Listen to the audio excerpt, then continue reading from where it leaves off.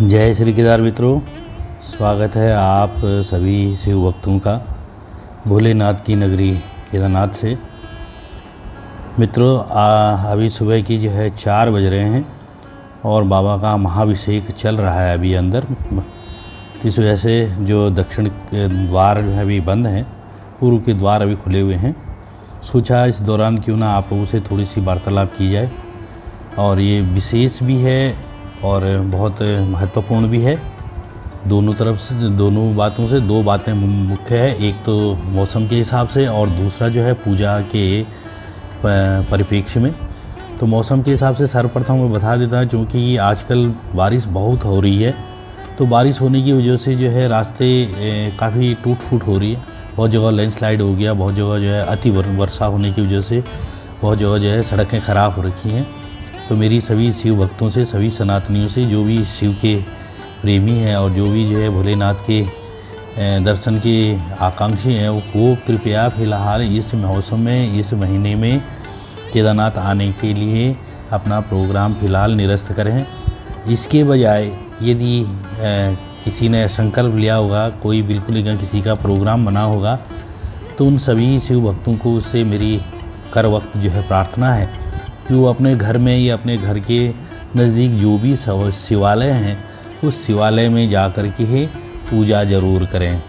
क्योंकि आज सोमवार है, तो मेरी सभी जो है प्रेमियों से, सभी सनातनियों से मेरी जो है रिक्वेस्ट है कि शिव की पूजा करते समय 3 बातों का विशेष ध्यान रखें। 3 चीज़ें ज़रूर होनी चाहिए आपके पास। एक गंगा जल ना हो तो शुद्ध जल। दूसरा दूध भी गाय का दूध होना चाहिए। और तीसरा बिल्वपत्र। ये 3 जो है मुख्य रूप से आप लोगों के पास होनी चाहिए। इन 3 चीज़ों के बिना भोलेनाथ की जो पूजा है वो अधूरी मानी जाती है। तो इसमें सबसे मुख्य जो 3 चीज़ें हैं, उन 3 चीज़ों में पहला जैसे गंगा जल है। तो गंगा जल जो है सबसे आवश्यक माना जाता है, और चूँकि ये शुद्धि और शांति और शरीर में और घर में सकारात्मक ऊर्जा के लिए माना जाता है इसका स्वरूप।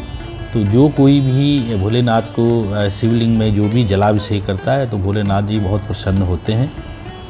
और क्यों प्रसन्न होते हैं, इसका भी मेन कारण है कि जब पहले कभी जो है सतयुग में और इस पृथ्वी में जब पाप और पुण्य में बीच में द्वंद्व था, मतलब कहने का मतलब है राक्षसों और देवताओं में द्वंद्व था, तो उनके बीच जो है अमृत पाने के लिए जो है समुद्र मंथन किया गया था। उस समुद्र मंथन में जो सर्वप्रथम जो वस्तु निकली थी वो था विष, हलाहल विष।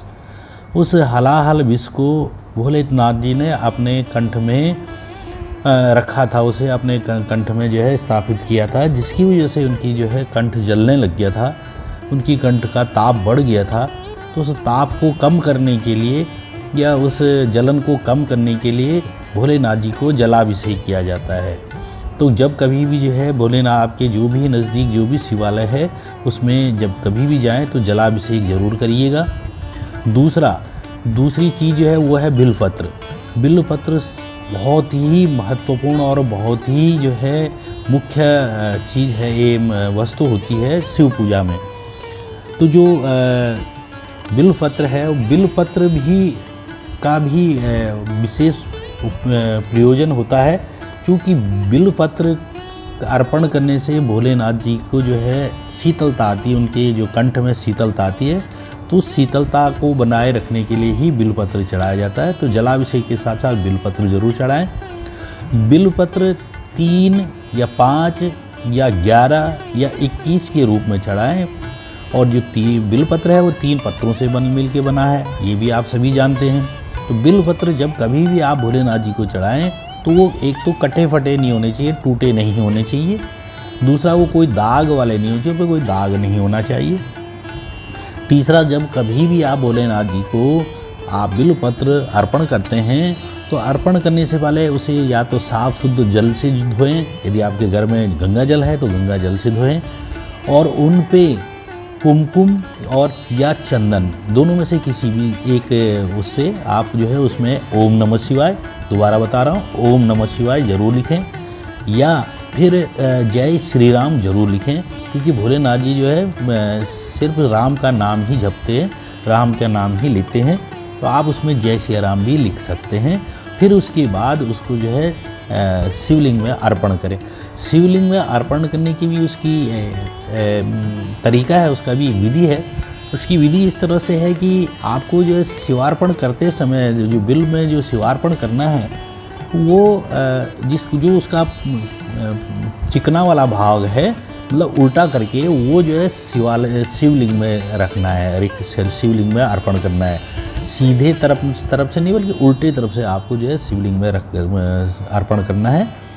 तो इस तरह से जो है जब आप शिवलिंग में जो है बिल पर अर्पण करते हैं तो वो भगवान भोलेनाथ के तीन नेत्रों का जो है प्रतिनिधित्व करता है, या फिर सृष्टि को चलाने वाले हमारे तीनों देव हैं, ब्रह्मा विष्णु और महेश, इन तीनों का प्रतिनिधित्व करता है, या हमारे किसी भी जीवात्मा में जो तीन गुण होते हैं, सतोगुण, रजोगुण और तमोगुण, इन तीनों का प्रतिनिधित्व करता है। तो इन सभी का जो है समावेश जो है इस बिलपत्र में होता है। इसे आप जो है ज़रूर अर्पण करिए। कभी भी बिलपत्र अर्पण करना है तो वो या तो 3 अर्पण करने हैं या फिर 5 अर्पण करने हैं। 5 इसलिए भी बोला जाता है क्योंकि पूरी जो सृष्टि है, पूरी जो कायनात है, पूरा जो मनुष्य का शरीर है, पूरी जो भी जीवात्मा है, उनका जो शरीर है वो 5 भूतों से मिलकर बना है, 5 तत्वों से मिलकर बना है। चित्त, जल, गगन और वायु, समीर वायु हो गया, आकाश हो गया, इन 5 से मिलकर बना होता है। तो इन पाँचों जो तत्वों का प्रतिनिधित्व करता है। तो इसलिए आपको जो है 5 तत्वों को इसे 5 बार जो है शिवलिंग पे बिलपत्र अर्पण करना चाहिए।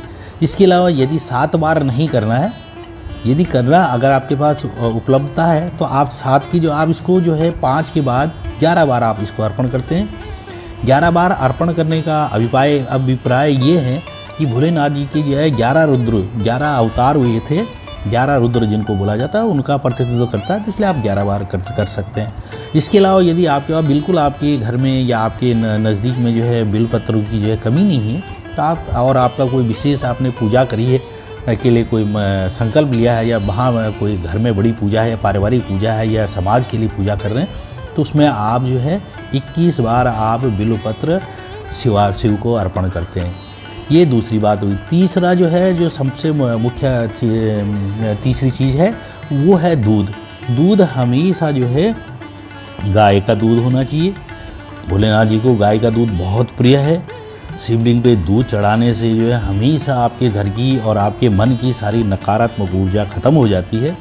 आपको मानसिक शांति आपको भी मिलेगी, आपके घर में भी हमेशा बरकत होगी, आपके घर में भी हमेशा वृद्धि होगी, आपके घर में धन धान्य की कभी कमी नहीं होगी। और भोलेनाथ बहुत जल्दी प्रसन्न हो जाते हैं। भोलेनाथ बहुत एकदम सूक्ष्म, उनको कोई बहुत विशेष चीज़ की ज़रूरत नहीं होती है कि विशेष सामग्री ला करके उनकी कोई पूजा करो, ऐसा कुछ भी नहीं है। इसके अलावा जब आप शिवालय में जाके भोलेनाथ की पूजा करते हैं, शिवलिंग की पूजा करते हैं, तो साथ में जो है धूप जरूर जलाएं, दीप जरूर जलाएं। इसके अलावा चंदन का लेप करें, पुष्प जरूर अर्पण करें। साथ में यदि उपलब्धता होए तो बेलपत्रों के साथ साथ यदि धतूरा और भांग के पत्ते वो भी कर सकते हैं, अर्पण कर सकते हैं। इसके अलावा आप ऋतुफल जो भी हो जाए वो भी ज़रूर अर्पण करें। तो दोस्तों, आप लोगों को ये जानकारी कैसी लगी? यदि अच्छी लगी होगी तो मेरी इस चैनल को लाइक करें, इसको सब्सक्राइब ज़रूर करिएगा और अपने मित्रों और अपने परिवार के साथ ज़रूर शेयर करिएगा। मिलता हूँ मैं आपको एक नए ब्लॉग के साथ। तब तक के लिए जय श्री केदार। बाबा केदार सबका कल्याण करें, सबका जो है ये सबकी मनोकामना पूर्ण करें।